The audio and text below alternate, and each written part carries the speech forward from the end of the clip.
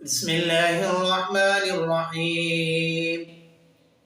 يا رب صل وسلم دائما أبدا على حبيبك خير الخلق كلهم، والحبيب الذي ترجى شفاعته لكل حول من الأحوال مقتحم. حاضرین و ناظرین، آج کا ہمارا سبق ماہ رجب کے متعلق ہے۔ ماہ رجب کی بہت بڑی اہمیت ہے اور اس مہینے کی بہت بڑی فضیلت ہے۔ قرآن پاک میں اس مہینے کو اشہر حرم کہا گیا ہے، یعنی بعض وہ مہینے ہیں جو نبوت سے پہلے، نبی علیہ الصلوۃ والسلام کی آمد سے پہلے لڑائی جھگڑے سے، قتل و قتال سے منع کیا گیا ہے۔ تو نبی علیہ الصلوۃ والسلام کی ولادت سے پہلے، اسلام سے پہلے، یہ لوگ جتنا بھی آپس میں جنگ و جدال، لڑائیاں، فسادات تھے، لیکن 4 مہینوں میں یہ ایک دوسرے سے نہیں لڑتے تھے۔ ایک ان میں سے رجب کا مہینہ، اور 3 ذی-قعدہ، ذی الحجہ، محرم، یہ 3 مہینے، اور چوتھا رجب کا مہینہ ہے۔ ان کو اشہر حرم کہتے ہیں۔ تو اللہ تعالیٰ نے ان مہینوں کی اب بھی فضیلت برقرار رکھی ہے۔ یہ مہینے اب بھی فضیلت والے مہینے شمار ہوتے ہیں۔ اس لیے نبی کریم صلی اللہ علیہ وسلم نے اس مہینے کے شروع میں صحابہ اکرام کو ایک دعا سکھائی ہے۔ فرمایا، اللہم بارک لنا فی رجب و شعبان وبلغنا الی رمضان۔ اے اللہ، ہمارے رجب اور شعبان کے مہینے میں برکت عطا فرما اور ہم سب کو خیر و عافیت کے ساتھ رمضان تک پہنچا۔ گویا نبی علیہ الصلوۃ والسلام نے رمضان کی تیاری کے لیے صحابہ اکرام کو اس مہینے سے تیار فرمایا اور اس مہینے سے ان کو رمضان کی اہمیت کے بارے میں بتایا۔ تو صحابہ اکرام فرماتے ہیں، ہم نے یہ دعا پڑھی، اس کے بعد اللہ کے پاک پیغمبر صلی اللہ علیہ وسلم نے ہمیں بتایا کہ اپنے اعمال کے اندر آپ اضافہ فرما لیں۔ اگر آپ قرآن مجید کی پہلے 3 سپارے تلاوت کرتے، اب ان کے اندر اضافہ کر لیں، اور اسی طرح تسبیحات پڑھتے تو اس کے اندر بھی آپ اضافہ کر لیں، نوافل پڑھتے تو اس کے اندر بھی اضافہ، اور اسی طرح صدقہ خیرات کرتے تو اس کے اندر بھی اضافہ کر دیتے۔ یعنی جو دن آگے چلتے تو صحابہ اکرام کا عمل بھی آگے بڑھتا جاتا، حتیٰ کہ شعبان اور رمضان میں تو بہت زیادہ۔ نبی علیہ الصلوۃ والسلام کے بارے میں تو آتا ہے کہ پورا رمضان اللہ کے پاک پیغمبر صلی اللہ علیہ وسلم رمضان پورا کا پورا مسجد میں گزارتے اور اللہ کی عبادت میں گزارتے۔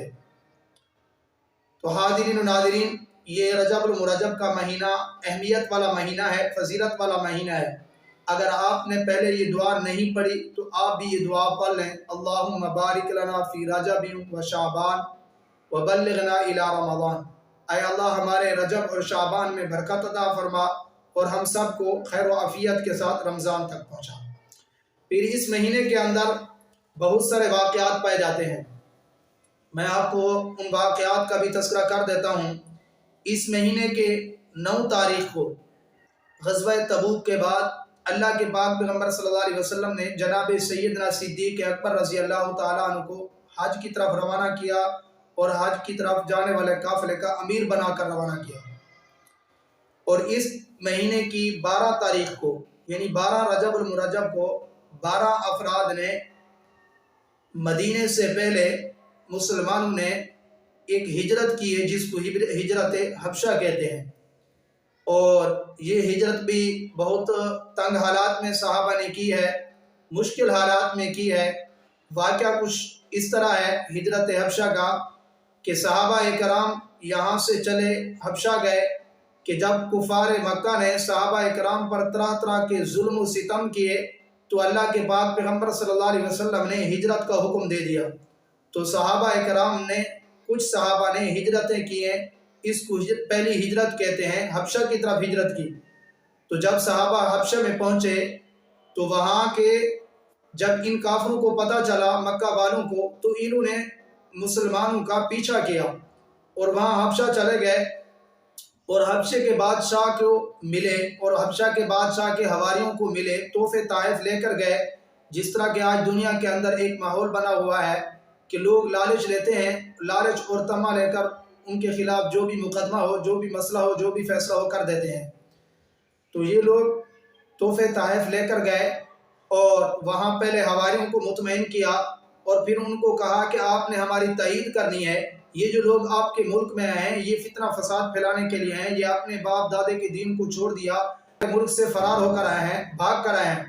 آپ ان کو ہماری طرف دوبارہ واپس لوٹا دیجئے۔ تو پھر انہوں نے بادشاہ سے ملاقات کی اور حواریوں نے بھی مل کر، چونکہ تحفے طائف لیے ہوئے تھے، اور بادشاہ کو انہوں نے کہا کہ یہ جو آپ کے ملک میں لوگ آئے ہوئے ہیں یہ فتنہ فساد پھیلاتے ہیں، یہ اپنے آباء و اجداد کے دین کو چھوڑ کر آئے ہوئے ہیں اور یہ جو ہے ان کو آپ ہمارے ملک میں واپس کیجئے۔ تو بادشاہ بہت اچھا تھا، نجاشی بادشاہ تھا حبشے کا،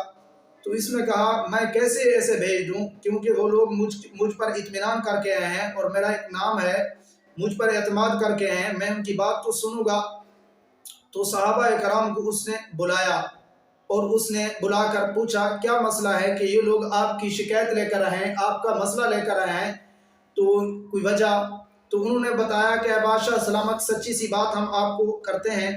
کہ اللہ پاک نے ہمارے اوپر بہت بڑا احسان کیا ہے، بہت بڑا انعام کیا ہے کہ اللہ تعالیٰ نے ہمیں ایک نبی دیا ہے اور اس نبی نے آ کر ہمیں دین سکھایا ہے، اسلام سکھایا ہے۔ ہم حرام میں مبتلا تھے، اس نے ہمیں حرام کھانے سے منع کیا، اور ہم غریبوں کا حق دباتے تھے، اس نے ہمیں اس چیز سے منع کیا، ہم یتیموں کا حق دباتے تھے، اس چیز سے اس نے ہمیں منع کیا، پڑوسیوں پر ہم ظلم کرتے تھے، اس نے ہمیں منع کیا، شراب ہم پیتے تھے، اس نے اس سے ہمیں منع کیا، زنا ہم کرتے تھے، غیبتیں ہم کرتے تھے۔ معاشرے کے اندر جتنے بھی جرائم تھے، جتنے بھی گناہ تھے، وہ سارے کے سارے ہمارے اندر موجود تھے۔ اللہ کے نبی نے ہمیں ان چیزوں سے منع کیا تو ان چیزوں سے ہم باز آ گئے، اور پھر یہ لوگ ہمیں کہتے ہیں کہ آپ یہ چیزیں کیوں نہیں کرتے، اور اسی طرح ہم بچیوں کو زندہ درگور کرتے ہیں، ان چیزوں سے بھی ہمیں منع کیا۔ تو اس لیے ہم نے اس نبی کا دین جو ہے اپنایا ہے، اور وہ اللہ کا سچا پیغمبر ہے، ہمیں صحیح چیزوں کی طرف ہمیں بتاتا ہے، صحیح راستہ ہمیں بتاتا ہے، سیدھے راستے کی ہمیں دعوت دیتا ہے، سچے راستے کی ہمیں دعوت دیتا ہے، اور جھوٹ بولنے سے منع کرتا ہے، ملاوٹ کرنے سے ہمیں منع کرتا ہے۔ تو یہی ہمارا دین ہے، یہی ہمارا مذہب ہے، یہی ہمارا مسلک ہے۔ تو باقی ہم نے نہ ان کی کوئی چوری کی ہے، نہ ہم نے ان کا کوئی بندہ مارا ہے جس کی وجہ سے جو ہے ہم قتل کے بدلے میں آپ ہمیں ان کے پیچھے واپس بھیج دیں، ایسی کوئی بات نہیں ہے۔ تو بادشاہ نے بات سنی کہ بات تو در حقیقت اچھی ہے، نہ انہوں نے کوئی اس کا جو ہے کوئی نقصان کیا ہے، بلکہ یہ خود آئے ہیں اس ملک میں، تو یہ کہنے لگے کہ وہاں یہ لوگ ہمیں عبادت نہیں کرنے دیتے۔ مسلمانوں نے کہا، صحابہ کرام نے، کہ یہ لوگ ہمیں وہاں عبادت نہیں کرنے دیتے، ہمیں نماز نہیں پڑھنے دیتے، قرآن کی تلاوت نہیں کرنے دیتے۔ تو بادشاہ نے کہا میں نہیں بھیجتا۔ پھر دوسرے دن انہوں نے پروپیگنڈا کیا اور انہیں بادشاہ کو یہ مطمئن کیا، بادشاہ سلامت یہ تو آپ کے نبی حضرت عیسیٰ کو بھی نہیں مانتے اور آپ کی بھی یہ توہین کر رہے ہیں، آپ کو بھی یہ سجدہ نہیں کرتے، چونکہ وہ عیسائی تھے مسلکاً، اور جو بھی آتا دربار میں سجدہ کرتا۔ تو اس طرح دوسرے دن دوسرا جو ہے انہوں نے پروپیگنڈا کر کے پھر بادشاہ کو مطمئن کیا۔ تو بادشاہ نے پھر بلایا کہ یہ لوگ کہتے ہیں کہ آپ حضرت عیسیٰ کو نہیں مانتے اور آپ جو ہے سجدہ ہمیں کیوں نہیں کرتے، اس کی کیا وجہ ہے؟ پھر بادشاہ سلامت حضرت جعفر رضی اللہ تعالیٰ عنہ مسلمانوں کے امیر تھے، انہوں نے لمبی چوڑی وہاں تقریر کی، کہا بادشاہ سلامت بات سنیں، اس اللہ کے پاک پیغمبر نے ہمیں بات بتائی ہے کہ سجدہ صرف اللہ کی ذات کو کرنا ہے، کسی انسان کو نہیں کرنا، اس لیے ہم نے سجدہ اس کو کیا ہے، اور ہمیں جو سلام اس نے سکھایا وہی سلام ہم نے آپ کو کیا ہے۔ اور پھر حضرت عیسیٰ کو ہم روح اللہ مانتے ہیں، اللہ کا کلمۃ اللہ کے مانتے ہیں، روح اللہ مانتے ہیں، اور اللہ تعالیٰ کا بیٹا کوئی نہیں ہے، اللہ تعالیٰ ان چیزوں سے پاک ہیں، لم یلد ولم یولد ولم یکن لہ کفوا احد، نہ اس کا کوئی دوست ہے، نہ اس کی کوئی اولاد ہے، وہ یکتا ہے، اس کا کوئی ہمسر نہیں ہے۔ چونکہ بادشاہ پڑھا لکھا تھا، وہ تورات انجیل کا جو ہے جانتا تھا، اور اس نے پڑھا تھا کہ جو نبی آخر الزمان آئے گا اور اس کی یہ نشانیاں ہوں گی، تو پھر اس نے کہا اچھا آپ کے پاس کوئی نشانی بھی ہے اس نبی کی؟ تو حضرت جعفر رضی اللہ تعالیٰ عنہ نے سورۃ قاف یا پوری مکمل سنا دی۔ یہ ہجرت حبشہ ہے، مسلمانوں نے پہلی ہجرت کی، اس کو ہجرت حبشہ کہتے ہیں۔ پھر اس مہینے میں ایک اور واقعہ پیش آیا کہ مسلمانوں نے نبی کریم صلی اللہ علیہ وسلم کے ہاتھ پر بیعت کی اس رجب المرجب کے مہینے میں۔ اس کو بیعت اول بھی کہتے ہیں، پہلی بیعت بھی کہتے ہیں۔ اور پھر اس مہینے کی 13 تاریخ کو حضرت علی رضی اللہ تعالیٰ عنہ کی ولادت مبارکہ ہوئی، اور انشاءاللہ العزیز میں حضرت علی رضی اللہ تعالیٰ عنہ کی ولادت پر اور حضرت علی رضی اللہ تعالیٰ عنہ کی فضیلت پر علیحدہ ایک مستقل عنوان انشاءاللہ ریکارڈ کر کے آپ کے پاس بھیجوں گا۔ آپ سنیں گے کہ حضرت علی رضی اللہ تعالیٰ عنہ کی فضیلت کیا ہے، حضرت علی رضی اللہ تعالیٰ عنہ کتنی فضیلت کے مالک ہیں، اللہ تعالیٰ نے اور اللہ کے پاک پیغمبر صلی اللہ علیہ وسلم نے اور صحابہ اور آل بیت کی نظر میں حضرت علی کا کیا مقام تھا، اور اسی طرح علماء، فقہاء اور اہل سنت والجماعت کی نظر میں حضرت علی کا کیا مقام ہے۔ یہ مکمل انشاءاللہ العزیز میں آپ کے سامنے حضرت علی رضی اللہ تعالیٰ کی ولادت پر ایک مستقل عنوان آپ کے پاس بھیجوں گا۔ تو آج کا ہمارا ٹاپک یہ رجب المرجب کے اندر پیدا ہونے والے مسائل، اور اسی طرح اسی رجب المرجب کی 27 تاریخ کو شب معراج ہے، اس پر بھی انشاءاللہ مستقل میں ایک عنوان اور مستقل جو ہے ایک اپنا ریکارڈ میسج آپ کے پاس بھیجواؤں گا، آپ اس کو بھی سنیں گے کہ 27 رجب المرجب کو اللہ کے پاک پیغمبر صلی اللہ علیہ وسلم کو معراج ہوئی، تو اس معراج کی کیا جو ہے ہم پر اس معراج کی کیا کیفیت تھی، اور اس کے بعد ہم پر کچھ مسائل ہیں کہ ہمیں یہ 27 رجب المرجب کو کیا کرنا چاہیے، یہ رات کتنی افضلیت، کتنی فضیلت والی رات ہے، کتنی اہمیت والی رات ہے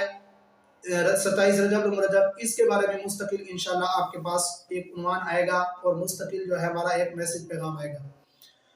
تو اس رجب المرجب کی بہت بڑی فضیلت ہے، تو اس لیے ہم بھی اپنی تیاری کریں، جس طرح تاجر لوگ اپنی تیاری کر رہے ہیں کہ رمضان میں ہماری اتنی جو ہے سیل ہوگی، اور اسی طرح جو ہے ہر دکاندار جو ہے اپنی رمضان کے آنے سے پہلے ایک تیاری کر رہا ہے، تو ہم بھی اپنے مسلمانوں کو یہ پیغام دے رہے ہیں کہ ہماری سننے والی خاتون ہیں یا ہمارے بھائی ہیں، دوست ہیں، ابھی سے ہم تیاری کریں، ہم اپنی تلاوت کی تیاری کریں، ہم ذکر و اذکار کی تلاوت کریں، نوافل کی تیاری کریں کہ ہم تھوڑا سا اپنے وقت کو ترتیب دیں کہ اس وقت میں ہم قرآن پاک کی تلاوت کریں گے، اس وقت میں ہم ذکر و اذکار کریں گے، اور اتنی جو ہے ہم اس مہینے میں، اس ہفتے میں یا اس دن میں ہم اللہ کے راستے میں خرچ کریں گے۔ یعنی ہر قسم کی نیکی کرنی چاہیے، صدقہ بھی کرنا چاہیے، نوافل بھی پڑھنے چاہیے، ذکر و اذکار بھی کرنا چاہیے، عبادت، یہ ایک ترتیب بنانی ہے۔ جس طرح تاجر آدمی اپنا پورا کا پورا ذہن بناتا ہے کہ تاکہ میرا کسی طریقے سے جو ہے کاروبار چلے، یہ جو ہے سیل والے مہینے آ رہے ہیں، تو مسلمان بھی چونکہ یہ عبادت والا مہینہ، سیزن والا مہینہ آ رہا ہے، آپ درزیوں کو دیکھیں، وہ اس اپنی جو ہے ذہن بنا کر بیٹھے ہیں، اپنی مشینیں ہیں تو ان کو جو ہے تیار کر کے بیٹھے ہیں، کسی طریقے سے یہ خراب نہ ہو جائے، اپنی بجلی کا سسٹم۔ اسی طرح ریڑی والے کو دیکھیں، سموسے پکوڑے لگانے والا، وہ بھی اپنے آپ کو تیار کر کے بیٹھا ہے کہ انشاءاللہ یہ مہینے آ رہے ہیں تو میں کسی طرح سے پیسے اکٹھے کر کے ان مہینوں میں جو ہے یہ کام کروں گا۔ تو حاضرین ناظرین، تو ہم بھی تھوڑا سا اس پر غور خوض کریں کہ اللہ تعالیٰ نے ہماری زندگی میں یہ مہینہ رکھ دیا ہے، تو ہم دعائیں بھی کریں، بار بار دعائیں کریں، اللہ آپ نے ہمیں رجب دیا ہے، شعبان بھی دیں، ہمیں رمضان تک خیر و عافیت تک پہنچائیں، تاکہ رمضان کو بھی ہم، اس عظیم مہینے کو بھی ہم پا لیں، اور اس عظیم مہینے کے اندر ہم بھی اللہ تعالیٰ کی عبادت کریں۔ اللہ تعالیٰ سے دعا ہے اللہ تعالیٰ مجھے بھی، آپ حضرات کو بھی صحیح معنی پیارے پیغمبر صلی اللہ علیہ وسلم کی سنت کو اپنانے کی توفیق عطا فرمائے۔ جزاک اللہ، اللہ حافظ۔ کے لیے مفتی عبداللطیف کے آفیشیل چینل کو سبسکرائب کریں۔ شکریہ۔